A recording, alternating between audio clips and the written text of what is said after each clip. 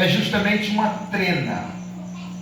Era Deus mostrando para João que no céu existe uma trena.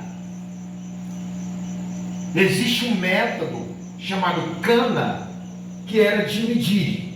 Não entenderam? Olhem para cá. No céu existe trena, existe uma cana, existe uma forma de medir.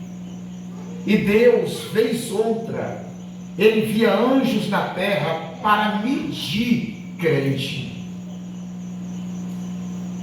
Deus envia anjos para medir crente, ver se ele está grande demais, está pequeno demais, ver se a língua dele está grande demais para apontar, para ver se o olho dele para ver a falha dos outros está grande demais. E nesta noite o anjo de medir, o anjo com a trena está aqui. Diga, ele vai medir a sua língua, ele vai medir o seu dedo, ele vai medir você, porque tem gente, Jesus vai diminuir você. Porque o crente não pode ser nem pequeno demais, nem grande demais. Tem que ser o tamanho que Deus fez ele. Se for grande demais, ele vai viver com o espírito do achismo. Se for pequeno demais, ele vai viver com um complexo de inferioridade, se achando menor do que todos. Você nem é pequeno demais, nem pode se achar grande demais. Você é filho de Jesus Cristo. Você é servo do Senhor. Observe que o anjo estava a medir, e a ordem foi dada. Meça o altar, o templo, mas não meça o átrio que é a cidade santa, porque ali há de povoar os santos. Por que não foi autorizado medir o átrio que é a cidade santa? Era Deus dizendo assim: não meça, porque não há um número definido. Ou seja, eu não defini um número, é só tanto, é só 50 mil que será salvo. Não, há um número definido. Quantos chegarem a mim, eu quero salvar. Quantos desejam ser salvos, eu salvarei.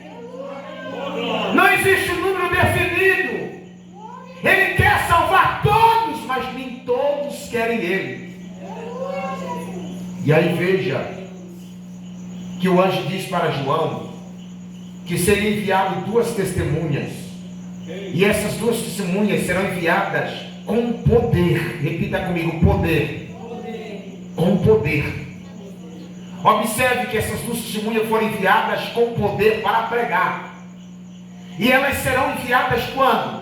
Depois que Jesus descer nas nuvens e ele ordenar os seus anjos para tocar a trombeta, a sua igreja será arrebatada desta terra, será levada para a cidade santa. Depois que a igreja já estiver lá, então Deus vai enviar 2 testemunhas, 2 pregadores com poder para pregar na terra. Sabe o que significa isso?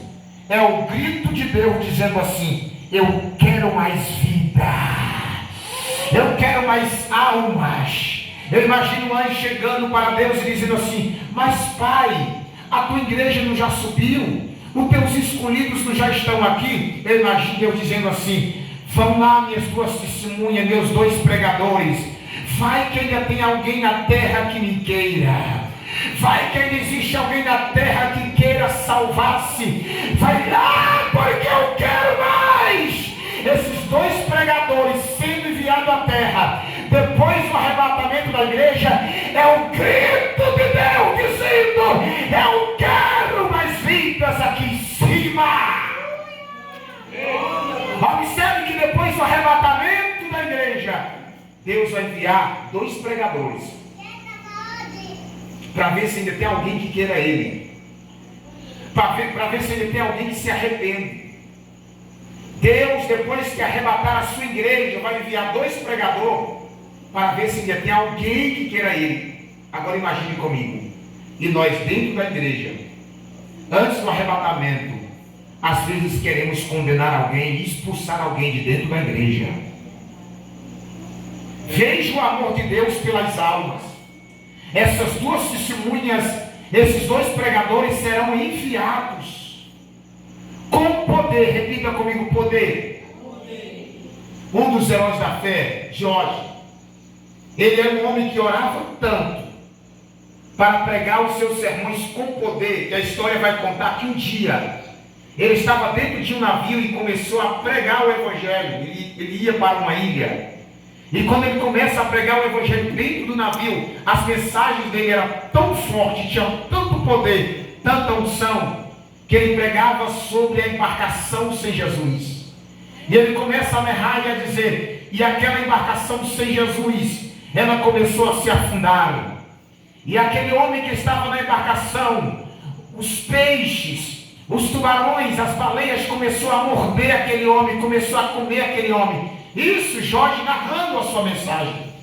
Quando ele começou a citar e a dizer, e a embarcação sem Jesus se afundava, e os tubarões e as baleias mordiam quem estava na embarcação sem Jesus. A história conta que um homem dentro do navio, ele saltou gritando e se jogou no chão e começou a gritar e a chorar e a agonizar e a dizer: Jorge, me ajude, me socorra, me ajude, a minha embarcação se afundou, Jesus não está nela, eu sinto os tubarões arrancando minhas pernas, as baleias arrancando meus braços, socorra-me, socorra-me. A mensagem daquele homem era tão forte, era tão poderosa, que quando as pessoas ouviam, era como se elas estivessem vivendo aquilo em tempo real.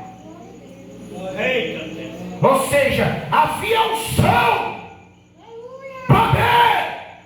Talvez seja isso que falta nos dias atuais, nos pregadores e nos pastores, porque a gente tenta enfeitar muito as mensagens com palavras bonitas, com sermões lindos, começo, meio e fim, mas a gente se esquece do principal, que é o poder do sermão, poder da mensagem.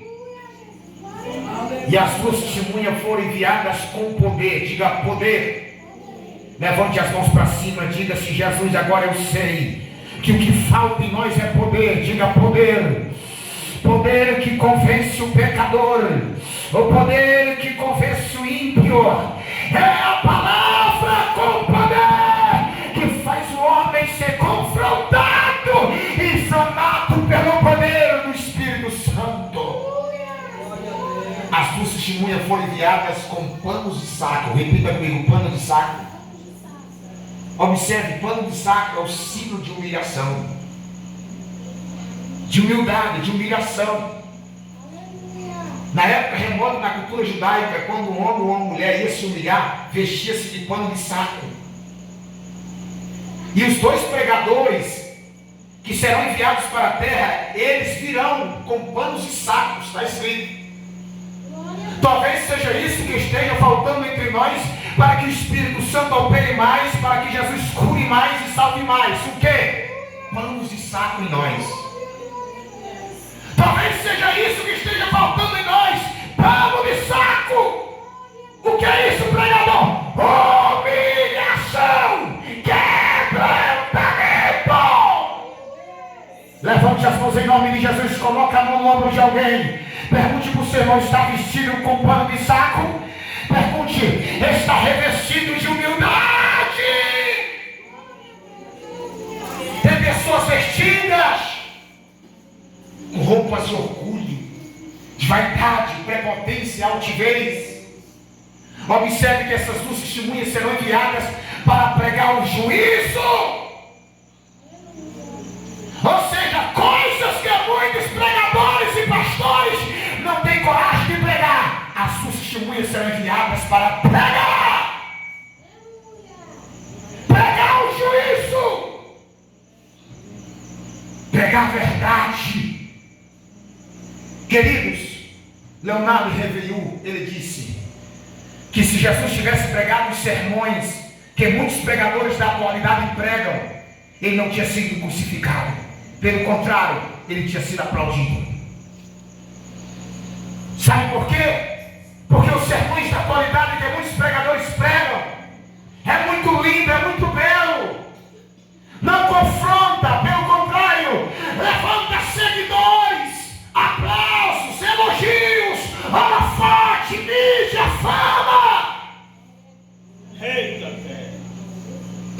Jesus não tinha sido crucificado se ele tivesse pregado os sermões que muitos pregadores da atualidade pregam. Que Deus levante pregadores que preguem o juízo final.